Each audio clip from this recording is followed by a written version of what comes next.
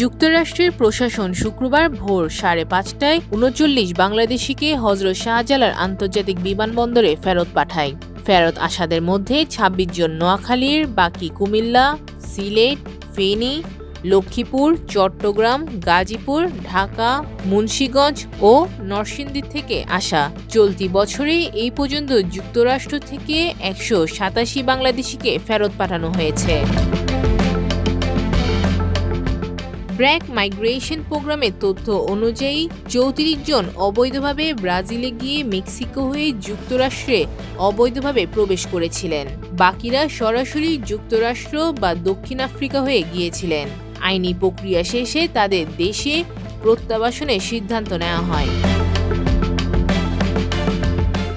ব্র্যাকের সহযোগী পরিচালক আরিফুল হাসান বলেন, ব্রাজিলে অবৈধভাবে কর্মী পাঠানোর অনুমতি থাকলেও তারা যুক্তরাষ্ট্রে যাওয়া এড়ানো কি সরকারের বা এজেন্সি নজরদারিতে ছিল কিনা তা নিয়ে প্রশ্ন রয়েছে। ৩০ থেকে ৩৫ লাখ টাকা খরচে শূন্য হাতে ফিরে আসা কর্মীদের জন্য জবাবদিহি নিশ্চিত করা প্রয়োজন।